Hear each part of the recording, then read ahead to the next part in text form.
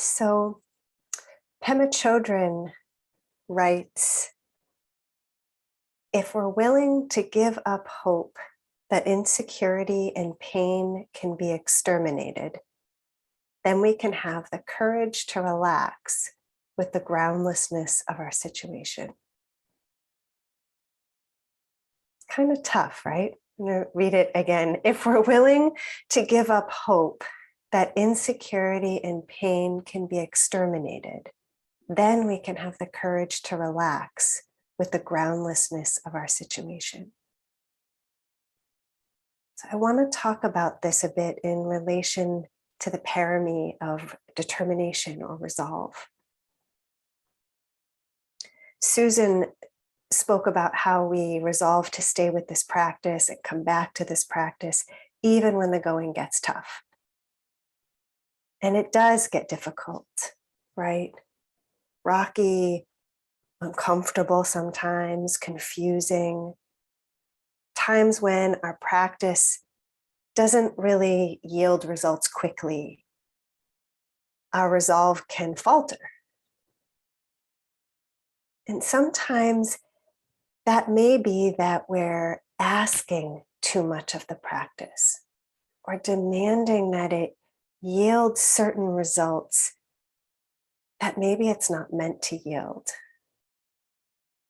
Because sometimes I can want this practice to exterminate insecurity and pain, right? I don't know if others can relate to this, to not have to feel the groundlessness of life as a human being in this world. And there's absolutely nothing wrong with that, right? I think that's pretty normal, but we want to see it. And so as we focus on resolve, it felt like a good time to peel back even further and kind of touch back into what is our intention in this practice? What are our expectations, and are those realistic? Because I also think inevitably meditation has become affected by the culture that we live in and that we're steeped in, that demands results, that gets impatient when those don't come quickly. Our culture that has very little patience or interest in process or complexity, and that values having control and stability and certainty. Right? This will cure you in 5 days. Or even just be mindful and everything will be fine. We can sort of get these messages. And I really want to be clear. I believe and know wholeheartedly that this practice does bring change, important change. Lori gave so many great examples of this in her talk on Monday, and we want to pay attention to those subtle changes because they do help motivate our resolve and determination. This practice does yield results, just often not on our timetable, and it won't give us solid ground or get rid of impermanence and change and instability. And so, I love that we focus on the holding environment. That is this solid place to come back to and feel held by, to nurture and uplift us as we engage in this difficult practice daily.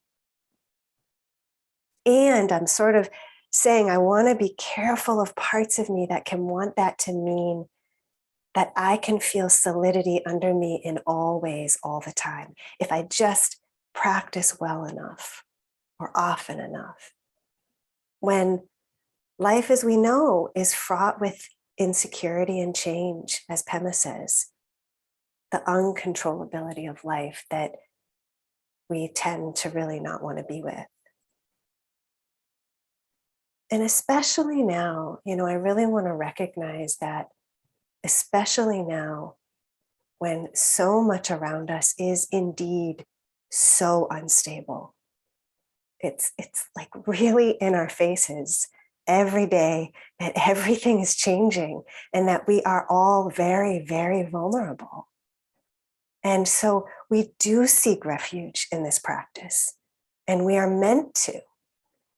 We need a place to land and breathe. This is us together, right? To feel how to cultivate some kindness toward ourselves in the midst of all that. And again, this is sort of that subtleness of we do that so we can be with change, so we can be with how things are. When I'm motivated to practice by that kind of urgent need for solid ground under me, I wind up approaching the practice as a sort of transactional process. And I have felt that so many times, right? When I'm confused and at sea, I really want the practice to give me ground and clarity and peace right away. And I keep coming up against how that's not the deal. And I won't go into details, but I've been sort of thinking about this after an experience where I was part of staff for a training. These are often, I do a lot of trainings and I'm on staff for, and they're often times of a lot of tumult and intensity, and I'm often reflecting afterward and I learn a lot, something I care about very much. And a lot unfolded and people's feelings were hurt in various ways, even by the very things that we were doing as staff to keep people from getting hurt, right? And afterward, I noticed how I was really coming to the cushion with a lot of demand toward myself and toward the practice itself, that I get a sense of clarity and certainty. You know, what happened? Why did it happen? How did this happen? What was my role? Just really kept trying to find certainty and figure it out. And they were all good questions. But there was this real urgency to it. And I realized, and I'm still sort of realizing, that a lot of that stemmed from not wanting to be with the confusion and the pain of things not going so well, and not quite knowing exactly all the pieces. And again, right, I keep going back and forth. This feels really nuanced. Clarity is often something that arises in our practice. There's a wisdom element to that. And I have become more able, as I'm guessing everyone here has, to slow down and notice what's here. Bill's 12-second rule is a wonderful tool for that, to slow down and just really notice what's happening. But in this situation, I realized in retrospect that rather than kind of coming to the cushion with this urgent demand of figure it out, what would it have been like to just be with the groundlessness of things happening that were painful and very layered and probably impossible to prevent fully? And also using the practice to be with that urgency, right? That wanting of, I want to get it. I want to figure it out. I want ground. And another way of saying all of this is that I'm realizing that I have a relationship with my practice, with the practice itself. And I can work to imbue that relationship with mindfulness and care. And that is part of my resolve and determination and can motivate me to keep practicing. I can remember that this practice isn't claiming to give me certainty or answers or ground. Some of that may come, but it's not guaranteed and it's not immediate, and certainly not on my timeline. And there's a reason, right? This parami comes after patience. Patience is connected to resolve. It has to be woven into our resolve. We can nourish our determination with patience and care, with wisdom. So as we work with strengthening our resolve, we can notice what's motivating us. We can maybe get curious about what is our relationship to the practice itself, and not in a way that's heavy or really heady. We can kind of just check, hey, what am I coming to the cushion with? Am I expecting that this gives me solid ground or yields immediate results, or that I feel a certain way? What am I trying to get out of it? And is that wise and wholesome and realistic?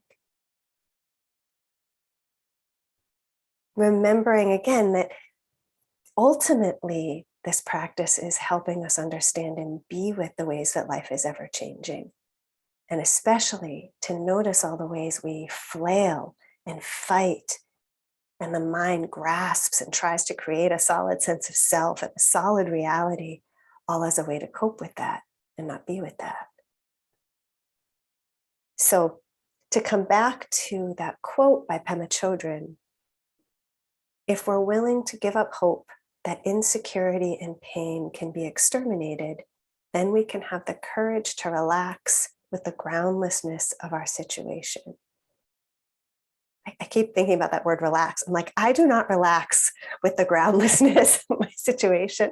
And here's one more by her, just because I think it's almost the same, but sometimes hearing different wordings can help. She says, our discomfort arises from all of our efforts to put ground under our feet. When we resist change, it's called suffering. But when we can completely let go and not struggle against it, when we can embrace the groundlessness of our situation and relax into its dynamic quality, that's called enlightenment, or awakening to our true nature, to our fundamental goodness. Another word for this is freedom. Freedom from struggling against the fundamental ambiguity of being human.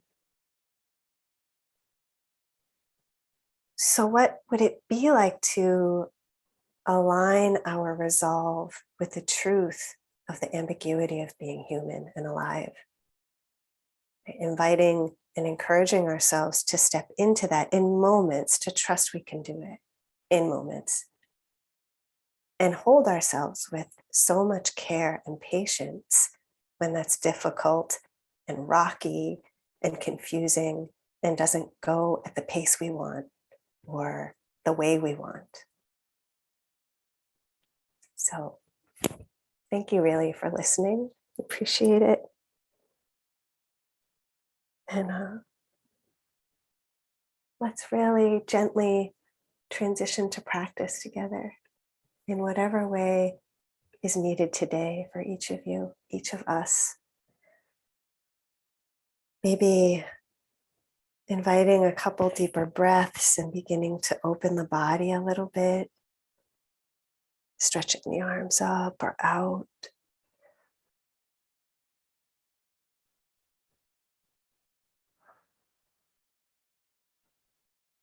Maybe stretching the side bodies.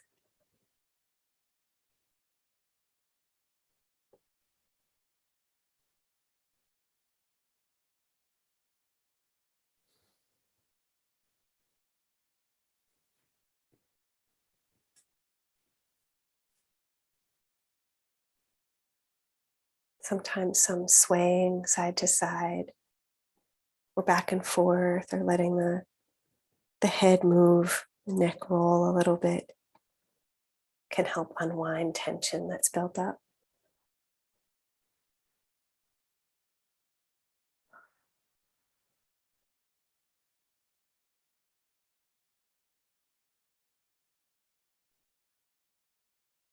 Just really gently inviting a slowing down and a landing.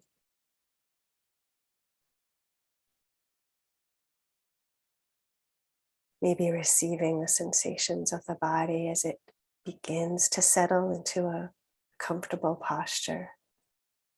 Sensing the uprightness of the spine.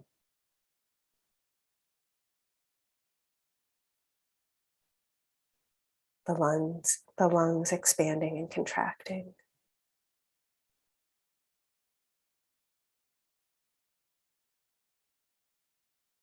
Just see if the attention can settle a little bit in the body, if that's comfortable, and if it's not, can also sense the space around the body.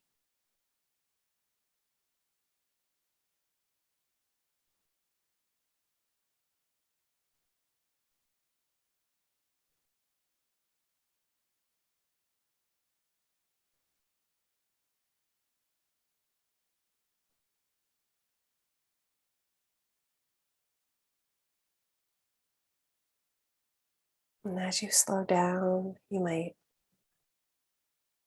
notice certain qualities about the breath as it moves. If it's particularly deep or shallow today, it's cool as it comes into the nose.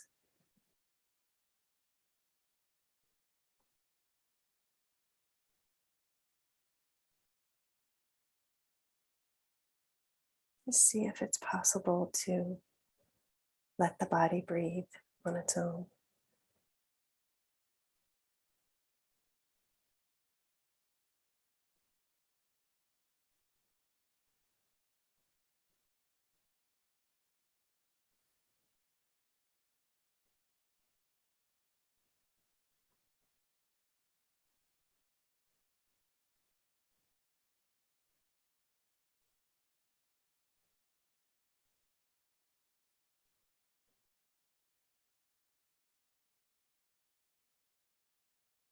Notice the quality of the attention or any feelings or particular energy that are present for you, either from the day or just arising now.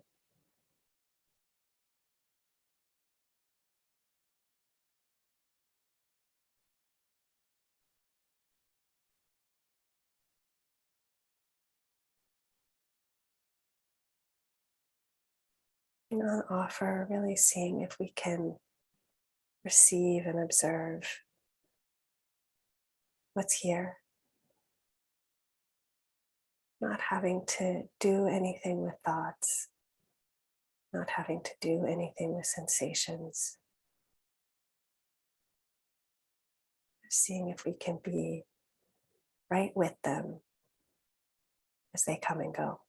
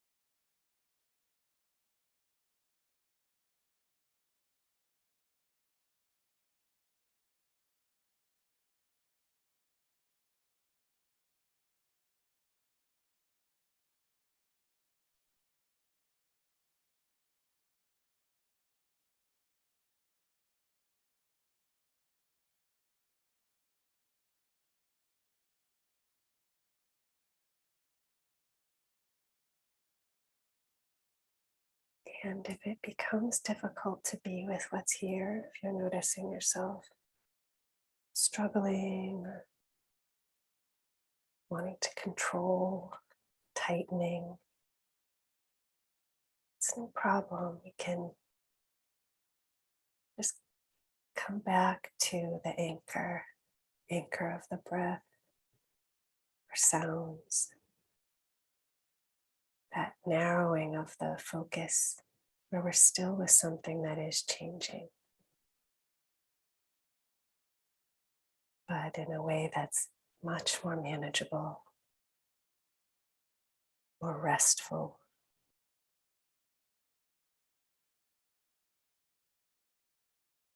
Where we brighten up the holding environment with some patience, warmth, and understanding.